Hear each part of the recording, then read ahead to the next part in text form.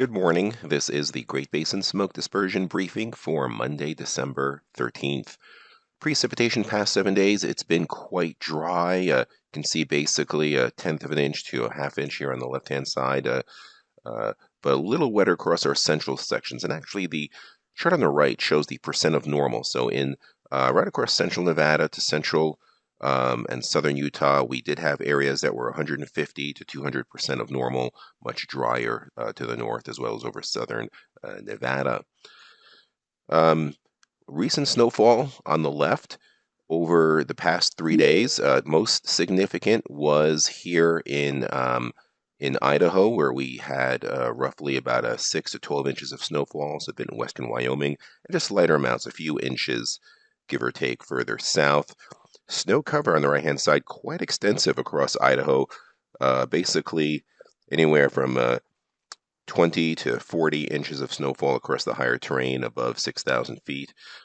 Slightly less across western Wyoming, and just 4 to 12 inches, maybe locally higher pockets across the Uintas and the higher terrain of Utah. Lighter amounts even still, just a few scant inches across the Rubies and other higher terrain of the central Nevada mountains. Sierra looking pretty good at 1 to 3 feet, and they are going to get a lot more in the coming days. The overall drought monitor continues to show the exceptional drought across central areas of Nevada into parts of central Utah, but this map looks a lot better than it did just a few months ago, with some drought alleviation going from exceptional to just severe, if that's any good news, across the Arizona Strip and southern Utah. Overall, our fuel moistures, 100-hour fuels here in the yellow, basically in the low teens in most areas, except slightly higher once you get into the mountains of central Idaho. 1,000-hour fuels, driest across the high terrain just north of Vegas, where it's in the single digits. Otherwise, about 11 to 15% most other areas, except closer to 20% or higher in the more moist sections of the central Idaho mountains into western Wyoming. The satellite imagery shows a powerful winter storm off the British Columbia, Washington state coast. Lots of moisture pushing into parts of Idaho right now and into the Sierra. This storm will drop further south, produce a widespread precipitation event and a lot of wind in the coming days. So this afternoon, here's that storm system, the deep moisture in the green, high clouds, we have areas in the black, excellent dispersion overall, especially across Nevada. We see areas in the white, but still some lingering poor dispersion. We see these areas in the purple across Utah, northern Utah, where the high clouds will seal in a lot of the inversions and keep them going. You can see the strong transport winds of brown, areas in excess of 50 miles an hour across the Sierra front and a good portion of Nevada, but lighter winds as you head further east.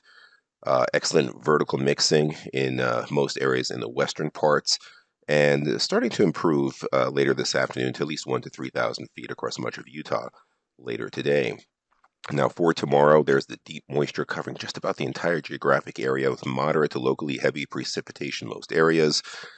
Excellent overall dispersion in many areas, but still some lingering inversions here in some of the deeper valleys of Utah, and also the precipitation of clouds will seal things in that way. Tuesdays, those strong winds go into eastern Nevada and into much of Utah with winds of 40 to 60 miles per hour at the transport level. Best vertical mixing overall will actually be across eastern areas where several thousand feet of vertical mixing is expected, but of course there'll be some precipitation. Driest areas will be across southeastern Utah, which should stay dry for a good portion of tomorrow. Then Wednesday, one storm departs. There's more moisture coming into parts of northwest Nevada and western Idaho. Excellent overall dispersion in this stormy pattern. You see the transport winds here on the left, again picking up across the western and northwestern portions of the Great Basin, still lingering pretty strong along and east of the Wasatch. Good vertical mixing of several thousand feet overall. Here is the precipitation for the next 3 days in the areas in blue, different shades of darkest blue is a ½ inch to 3/4 of an inch. The lighter shades of blue are 1 to 1.5 inches, and that could translate 1 to 2 feet of snow in a lot of these areas across all of the higher terrain of Utah and Nevada, and Idaho and western Wyoming, and especially across the Sierra front, the 3-day precipitation could be 3 to 4 feet of snowfall in a lot of those areas.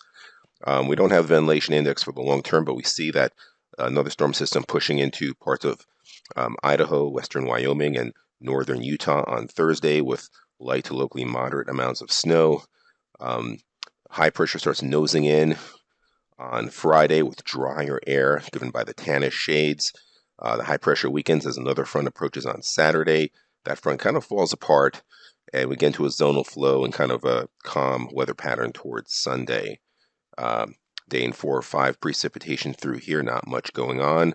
The 8 to 14 day outlook shows cooler than normal temperatures for a good portion of the Great Basin, and also a much wetter than normal outlook as we go into December 20th to the 26th.